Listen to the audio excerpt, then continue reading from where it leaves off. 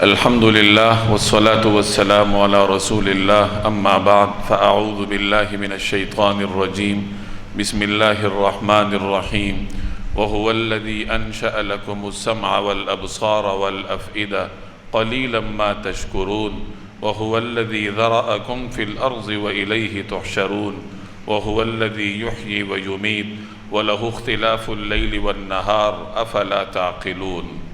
ان آیات میں اللہ تبارک و تعالی عقیدہ توحید اور عقیدہ آخرت کو سمجھانے کے لیے مختلف قدرتوں کا اظہار فرما رہے ہیں۔ انسان پر اللہ کی مختلف نعمتیں ہیں، اللہ کی ہر نعمت اپنی جگہ ایک وسیع قدرت کا اظہار ہے۔ کچھ نعمتیں ایسی ہیں جو کہ انسان کے اندر ہے، انسان کی جسمانی نعمتیں ہیں، اور کچھ نعمتیں ایسی ہیں جو باہر کائنات میں آپ کو نظر آتی ہیں۔ اندرونی نعمتیں ہوں یا بیرونی نعمتیں ہوں، جیسے میں نے عرض کیا کہ ہر نعمت اللہ جل جلالہ کی قدرت کا اظہار ہے۔ تو یہاں اللہ تعالیٰ کے انہی قدرتوں کو بیان کیا جا رہا ہے، چاہے انسان کے اندر ہوں یا انسان کے باہر ماحول کے اندر ہوں، اور دعوت فکر دی جا رہی ہے کہ ان نعمتوں کو دیکھو، ان قدرتوں پر غور کرو اور اللہ پر ایمان لاؤ۔ وَهُوَ الَّذِي أَنشَأَ لَكُمُ السَّمْعَ وَالْأَبْصَارَ وَالْأَفْئِدَةَ، وہ اللہ ہی تو ہے جس نے تمہارے لیے کان اور آنکھیں اور دل پیدا کیے۔ انشاء کہتے ہیں کسی چیز کو پیدا کرنا، بنانا۔ سمع کانوں کو کہتے ہیں، ابصار بصر کی جمع ہے، قوت بصارت آنکھوں کو کہا جاتا ہے، افئدہ فؤاد کی جمع ہے، دل کو کہا جاتا ہے۔ یہ انسان کے مختلف اعضاء ہیں جو اللہ تبارک و تعالی نے انسان کو عطا کیے ہیں۔ کانوں کے ذریعے انسان سنتا ہے، معلومات حاصل کرتا ہے۔ آنکھوں کے ذریعے انسان دیکھتا ہے، معلومات حاصل کرتا ہے۔ کانوں اور آنکھوں کے ذریعے جو معلومات حاصل ہوتی ہیں تو دل ان معلومات کی پروسیسنگ کرتا ہے، ان کو مرحلہ وار آگے بڑھاتا ہے، ان سے جذبات اخذ کرتا ہے، ان کی بنیاد پر کوئی نہ کوئی فیصلہ دیتا ہے، ان کی بنیاد پر کوئی نہ کوئی دانش انسان کے سامنے آتی ہے۔ تو یہ انسانی مختلف اعضاء ہیں جو ہر عضو اللہ کی نعمت ہے، اور ہر عضو اپنی جگہ اہم ہے۔ کان ہے، اس کی اپنی جگہ اہمیت ہے۔ آنکھ ہے، اس کی اپنی جگہ اہمیت ہے۔ اگر کان اور آنکھ کا تقابل کیا جائے، یوں تو جیسے میں نے عرض کیا کہ ان میں سے ہر عضو کی اپنی اہمیت ہے، اور اگر ایک عضو کے بغیر بھی انسان کے لیے سہولت کے ساتھ رہنا مشکل ہو جاتا ہے۔ لیکن مفسرین نے اس پر بحث کی ہے کہ کان اور آنکھ میں زیادہ اہم کیا ہے انسان کے لیے، یہ زیادہ مفید کیا ہے انسان کے لیے۔ تو مفسرین کی رائے یہ ہے کہ کان یہ بنسبت آنکھ کے انسان کے لیے زیادہ مفید ہے، کیونکہ کان اس کے ذریعے انسان سنتا ہے۔ اگر کسی کی آنکھیں نہ ہوں، کان سلامت ہوں، تو علم وہ حاصل کر لیتا ہے۔ بہت سارے نابینا ایسے لوگ ہیں جو کہ سن کر اور مختلف احساسات کے ذریعے علم حاصل کرتے ہیں، لیکن اگر آنکھیں تو ہوں لیکن کان نہ ہوں تو پھر علم حاصل کرنا اور مفید چیزوں کے بارے میں جاننا انسان کے لیے مشکل ہو جاتا ہے۔ کان یہ بہت پہلے سے کام کرنا شروع کر دیتے ہیں۔ بچہ ابھی ماں کے پیٹ میں ہوتا ہے، رحم میں ہوتا ہے، اسی وقت سے ایک مرحلے پہ جا کے وہ سننا شروع کر دیتا ہے۔ جب بچہ ماں کے پیٹ سے باہر آتا ہے تو اس کی قوت بصارت بہت محدود ہوتی ہے، چند سینٹی میٹر تک وہ دیکھ سکتا ہے، لیکن اس کی جو قوت سماعت ہے وہ پوری ترقی یافتہ ہوتی ہے۔ اس نے ماں کے پیٹ سے ہی ماں کی آوازیں سن رکھی ہوتی ہیں، تو باہر آ کر وہ ماں کی آواز کو جلدی پہچان لیتا ہے۔ تو یہ مختلف دلائل ہیں جن سے یہ واضح ہوتا ہے کہ کان اور آنکھ کا اگر تقابل کیا جائے تو کان یہ انسان کے لیے علم حاصل کرنے کے واسطے زیادہ مفید ہے۔ بہرحال دونوں اپنی جگہ اللہ کی نعمتیں ہیں، اور اگر ایک نعمت بھی اس میں کوئی کمی بیشی ہو جائے، اس میں کوئی تکلیف ہو جائے تو انسان کے لیے زندگی گزارنا مشکل ہو جاتا ہے۔ یہاں یہ نعمتیں یاد دلائی جا رہی کہ دیکھو میں نے تمہیں کان دیے، اور ان کانوں سے تم ماں کے پیٹ سے ہی فائدہ حاصل کرنا شروع کر دیتے ہو، وہیں سے بچہ سننا شروع کر دیتا ہے۔ تمہیں آنکھیں دی ہیں، ماں کے پیٹ سے نکلتے ہی تم دیکھنا شروع کر دیتے ہو۔ تمہیں دل دیا ہے، کانوں اور آنکھوں سے جو تمہیں معلومات حاصل ہوتی ہیں، تمہارا دل انہی معلومات کی بنیاد پر تمہیں فیصلہ کر کے دیتا ہے، تمہارے لیے جذبات کی تعیین کرتا ہے کہ ان سے غم کے جذبات سامنے آئیں گے یا خوشی کے جذبات سامنے آئیں گے۔ اب یہ نعمتیں تمہیں دی ہیں تو اس لیے دی ہیں تاکہ تم ان نعمتوں سے انسانوں والا کام کرو۔ یہی نعمتیں جانور کے پاس بھی ہیں، وہ بھی دیکھتا ہے، وہ بھی سنتا ہے، اس کا بھی دل ہے، اس کے بھی احساسات اور جذبات ہوتے ہیں جس حد تک اللہ نے اس کو دیے ہیں۔ لیکن جانور کے ان جو حسیات ہیں، اس کی جو حسی قوتیں ہیں، ان میں اور انسان کی حسیات میں فرق یہ ہوتا ہے کہ انسان اپنی ان حسی طاقتوں کے ذریعے حق تک پہنچتا ہے، حق سنتا ہے، حق دیکھتا ہے، حق سن اور دیکھ کر اپنے دل کی بنیاد پر حق کی طرف فیصلہ کرتا ہے، حق کی طرف مائل ہوتا ہے، حق کے ساتھ اس کے جذبات وابستہ ہوتے ہیں، حق کی بنیاد پر وہ دوستی کرتا ہے، حق کی بنیاد پر وہ نفرت کرتا ہے، اس کی محبت ہو، اس کی نفرت ہو، وہ سب اللہ کے لیے ہوتی ہے۔ تو یہ تمام جذبات اور احساسات ان اعضاء کو حق کی خاطر استعمال کرنے سے سامنے آتے ہیں، اور یہی انسانیت کا تقاضا ہے۔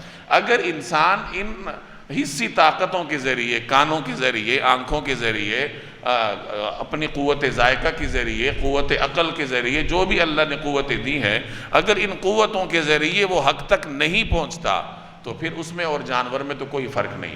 ایسے لوگوں کو قرآن کریم میں جانور کہا گیا۔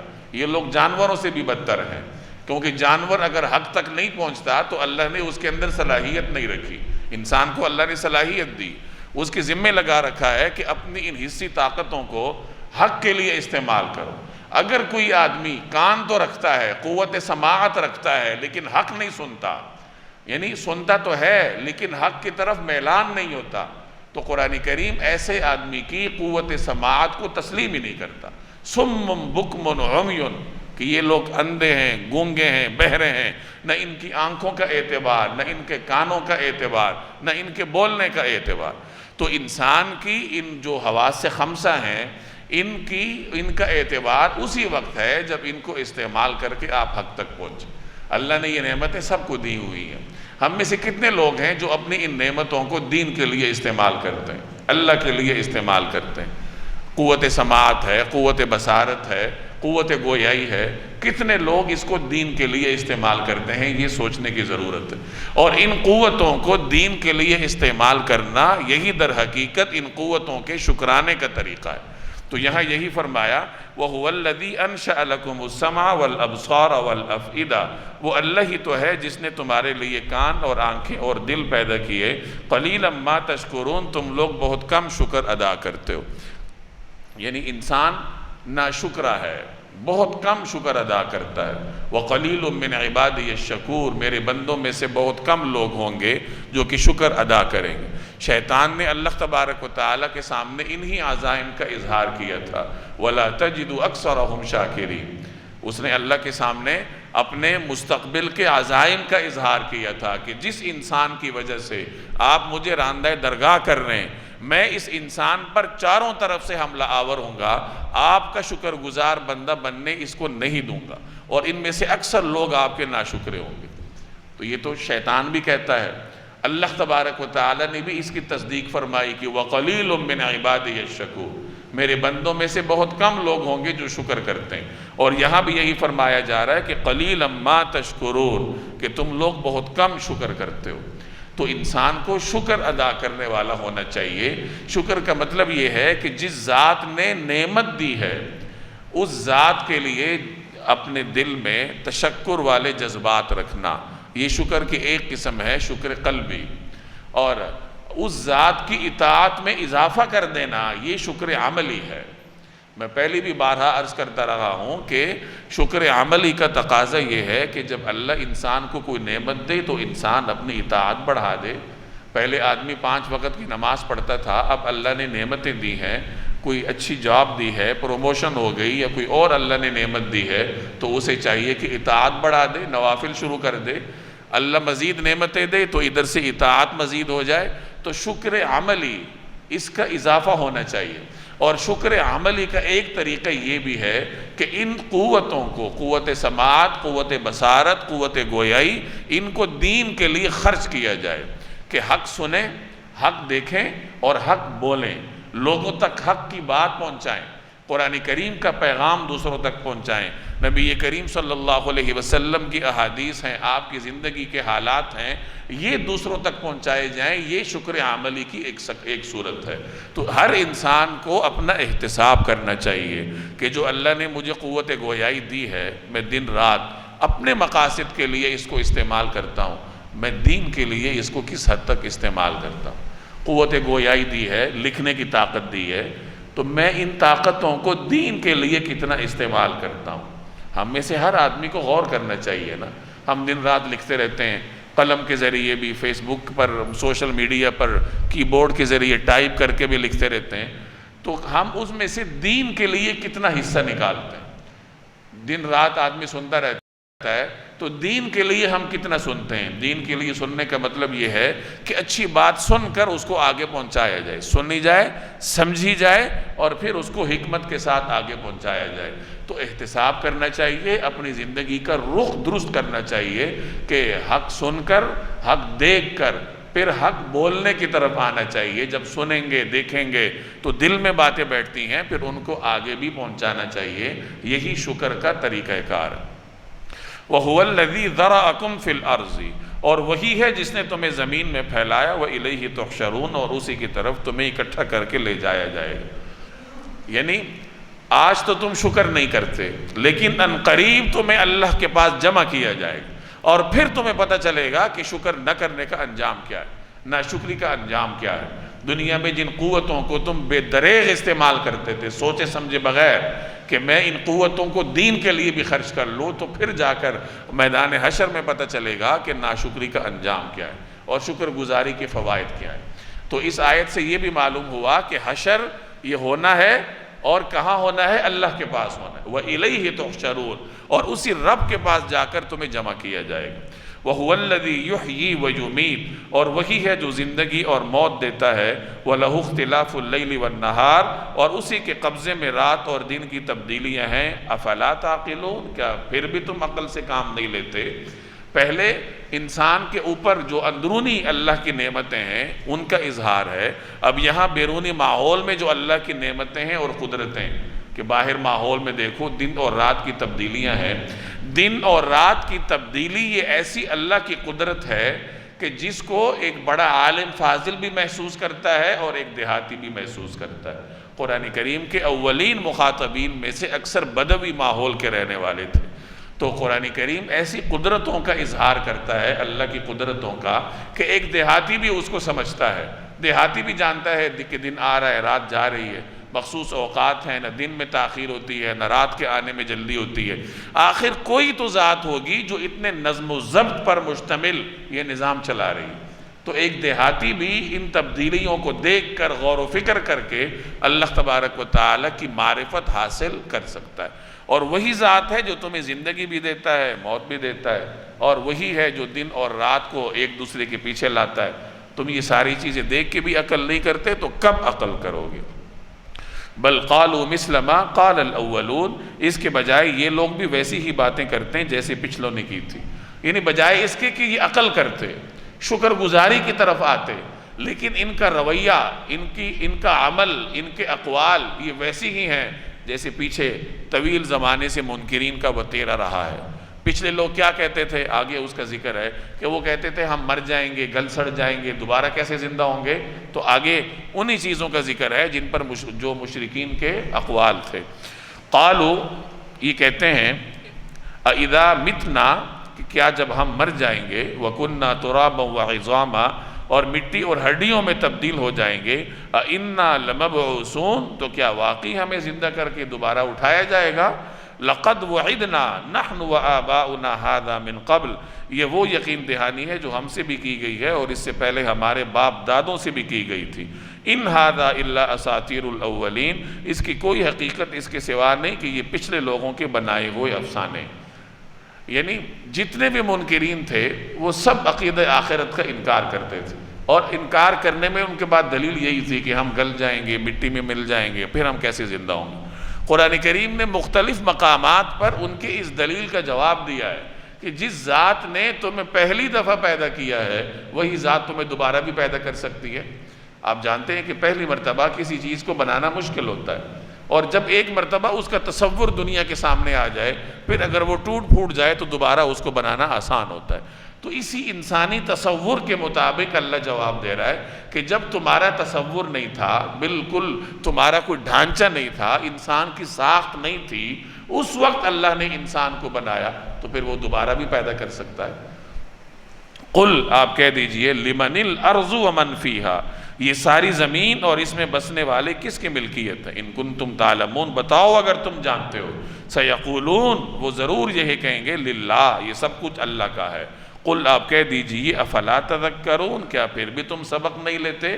پہلی بھی یہ بات آپ کے سامنے آ چکی ہے کہ اس کائنات میں بہت کم اقوام ایسی رہی ہیں جو ایک سے زائد خالق کے قائل تھے، اور بہت کم اقوام ایسی رہی ہیں جو کہ سرے سے خالق کے منکر تھے۔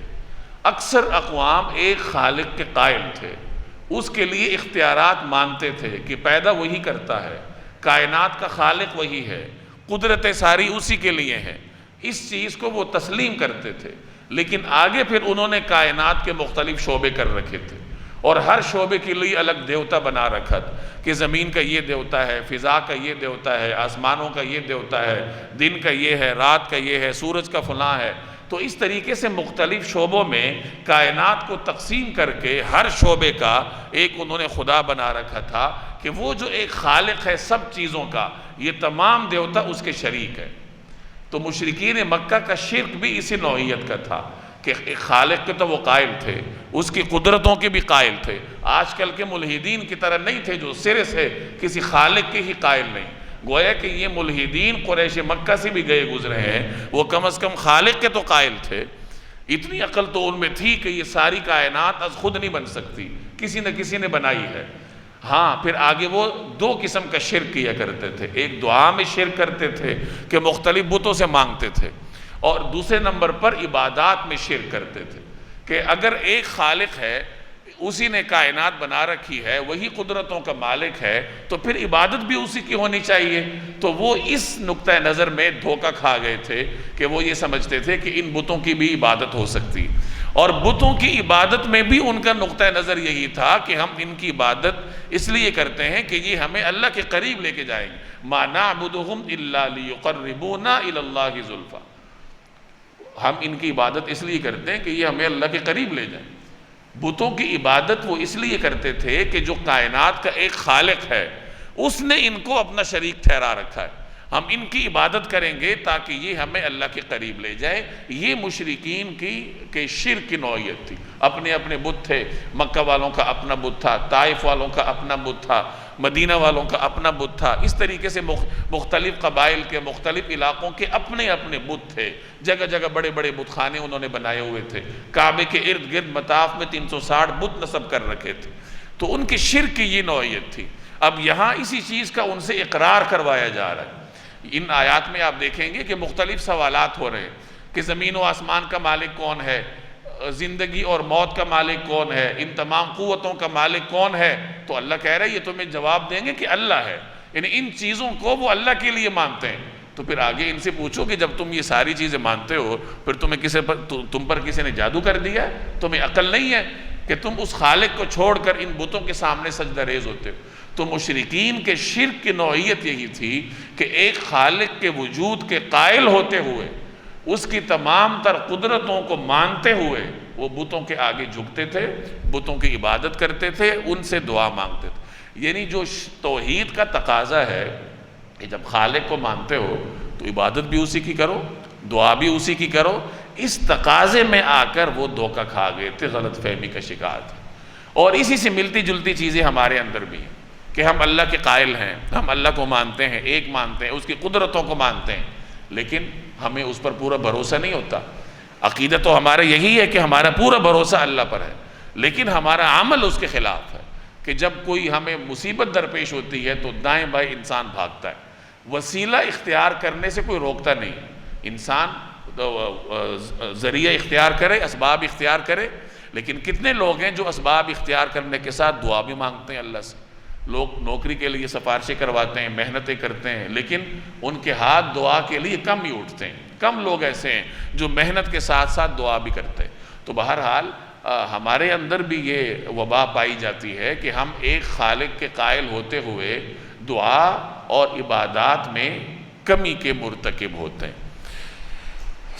قل آپ کہہ دیجئے ان سے کہ پوچھیں کہ یہ ساری زمین اور بسنے والے کس کی ملکیت ہیں، تو اس سوال کا جواب دیں گے اللہ کی۔ تو آپ ان سے کہیے کہ پھر تم نصیحت کیوں نہیں حاصل کرتے، سبق کیوں نہیں لیتے۔ قل آپ کہہ دیجئے من رب السماوات السبع، 7 آسمانوں کا مالک کون ہے، ورب العرش العظیم، عظیم عرش کا مالک کون ہے، سیقولون وہ ضرور یہی کہیں گے للہ اللہ ہے، یہ سب کچھ اللہ کا ہے۔ قل آپ کہہ دیجئے افلا تتقون، کیا پھر بھی تم اللہ سے نہیں ڈرتے، یعنی عرش عظیم کا مالک رب ہے، تم اس سے نہیں ڈرتے۔ اتنا بڑا عرش ہے کہ اس کے سامنے یہ ساری کائنات ایسی ہے جیسے ایک بڑے صحرا کے اندر چھوٹا سا چھلا رکھ دیا جائے، چھوٹا سا کوئی دانہ رکھ دیا جائے، عرش کی وسعت اتنی ہے۔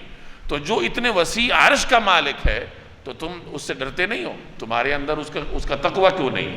قل آپ کہہ دیجئے من بیدہ ملکوت کل شیء، کون ہے کہ جس کے ہاتھ میں ہر چیز کا مکمل اختیار ہے، وَهُوَ يُجِيرُ اور جو پناہ دیتا ہے، وَلَا يُجَارُ عَلَيْهِ اور اس کے مقابلے میں کوئی پناہ نہیں دے سکتا۔ ان کنتم تعلمون بتاؤ اگر تم جانتے ہو، کون ہے جس کے ہاتھ میں سارے اختیارات ہیں۔ عربوں میں حق جوار ایک رسم رائج تھی، قبیلہ اپنے جو ماتحت افراد تھے ان کو پناہ دیا کرتا تھا، قبیلے کے تمام افراد قبیلے کی پناہ میں ہوتے تھے۔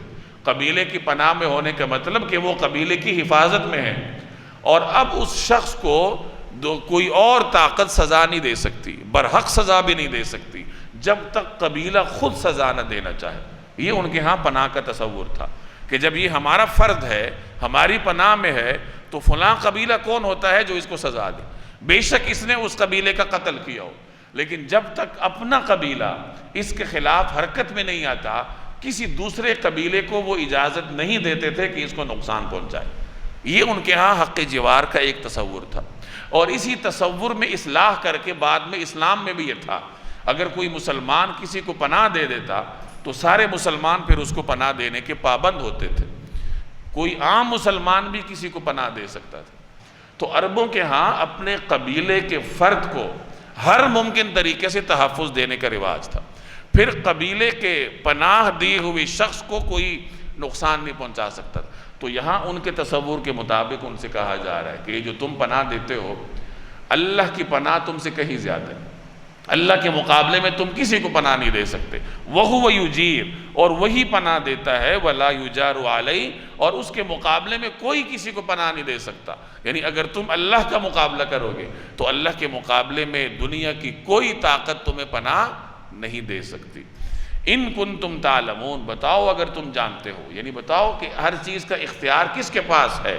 سیقولون تو یہ کہیں گے للہ، سارا اختیار اللہ کے پاس ہے۔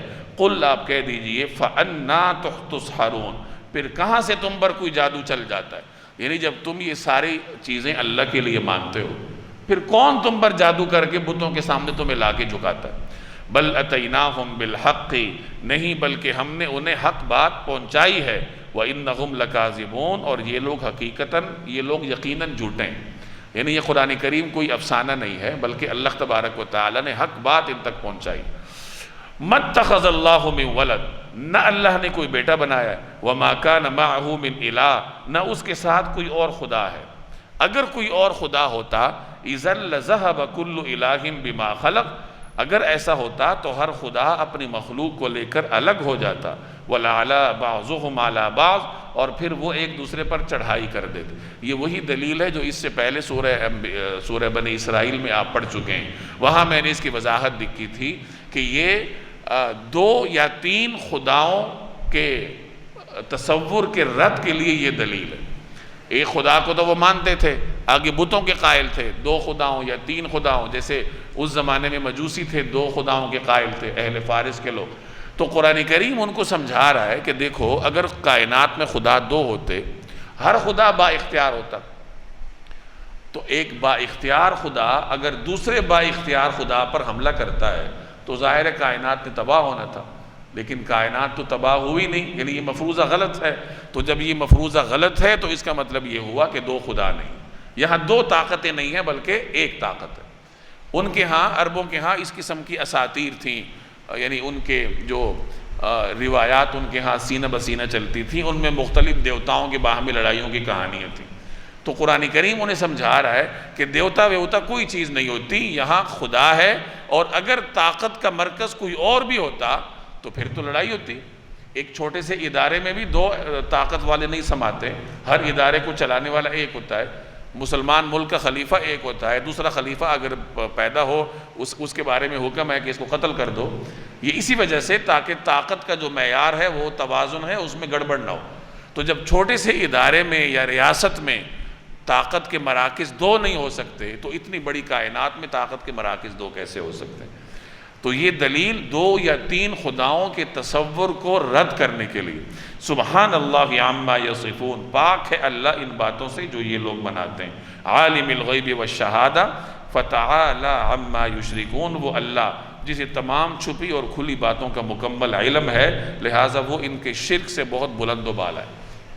جو کچھ یہ اس کے ساتھ شریک کرتے ہیں، اللہ تبارک و تعالیٰ کی شان اس سے کہیں بلند ہے۔ قل، آپ کہہ دیجئے، ربی، اے میرے پروردگار، اما ترینی ما یوعدون، جس عذاب کی دھمکی ان کو دی جا رہی ہے اگر آپ اسے میری آنکھوں کے سامنے لے آئیں، ربی، تو اے میرے رب، فلا تجعلنی فی القوم الظالمین، تو مجھے ان ظالم لوگوں کے ساتھ شامل نہ کیجئے گا۔ اب ان آیات میں دعا کے آداب سکھائے جا رہے ہیں۔ دعا کے لیے عبدیت کی انتہا ضروری ہوتی ہے۔ عبادت جو بھی ہو وہ عاجزی کی انتہا کی علامت ہوتی ہے۔ آپ اللہ کے سامنے کھڑے ہوتے ہیں ہاتھ باندھ کر، یہ عاجزی کی انتہا ہے۔ پھر آپ اس کے سامنے جھک جاتے ہیں، سجدے میں چلے جاتے ہیں، اور پھر خالی ہاتھ اس کے سامنے پھیلا دیتے ہیں۔ تو کوئی بھی عبادت ہے وہ تضرع، آہذاری اور عاجزی کی اس کا ایک اظہار ہوتا ہے اللہ تبارک و تعالیٰ کے سامنے۔ تو دعا کے کچھ آداب ہوتے ہیں، اس میں جیسے میں نے عرض کیا کہ انتہا درجے کی عاجزی دکھانا ضروری ہوتا ہے۔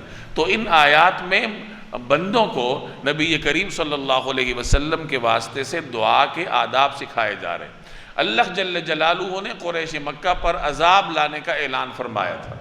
اب یہاں یہ دعا کی جا رہی ہے کہ اگر اللہ کا عذاب ان پر آئے، ہماری زندگی میں اگر ان پر عذاب آئے تو ہمارا شمار ان کے ساتھ نہ ہو، اللہ کی رحمتیں ہمارے ساتھ ہو، اور عذاب صرف اور صرف مشرکین کے ساتھ ہو۔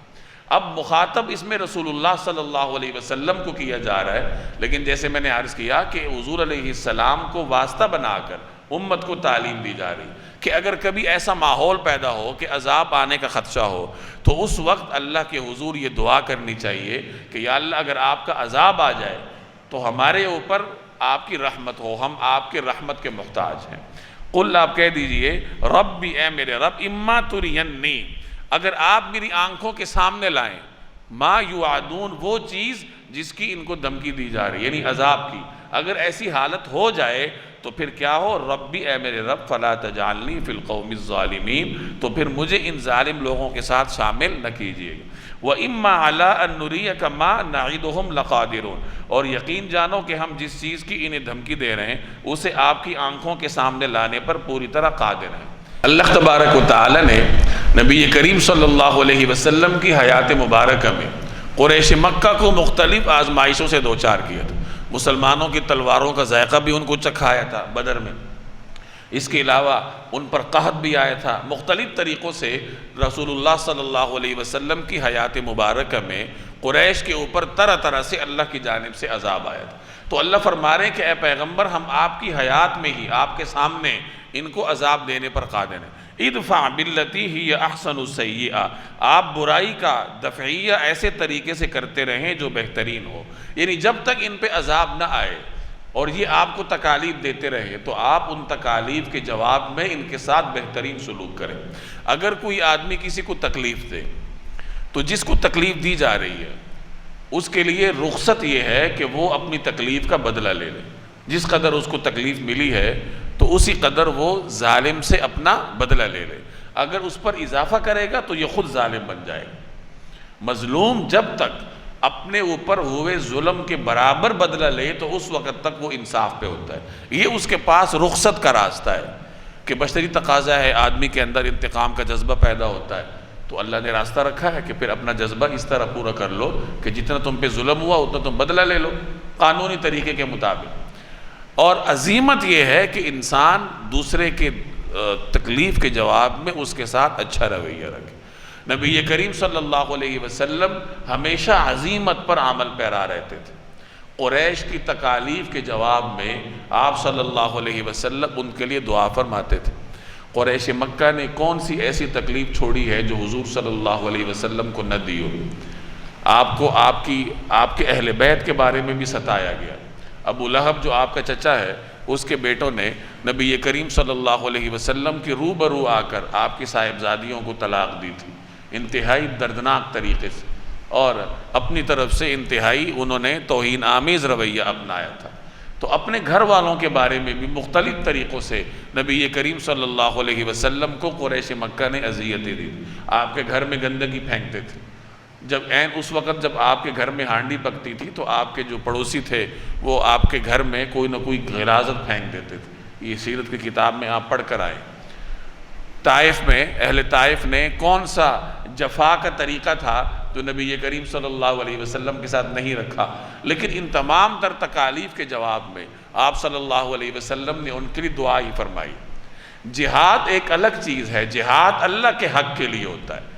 جہاد مشرکین کے ساتھ ہوا ہے اور ان کو تہ و تیغ کیا ہے مسلمانوں نے، لیکن وہ ذاتی بدلہ نہیں ہوتا، وہ اللہ کے حق کے لیے ہوتا ہے، دین کی سربلندی کے لیے ہوتا ہے۔ جہاں تک تعلق ہے ذاتی بدلے کا تو اس حوالے سے نبی کریم صلی اللہ علیہ وسلم ہمیشہ عظیمت پر عمل پیرا رہے ہیں کہ آپ صلی اللہ علیہ وسلم نے کسی کافر سے، کسی مشرک سے کوئی بدلہ نہیں لیا، بد دعا تک ان کے لیے نہیں کی۔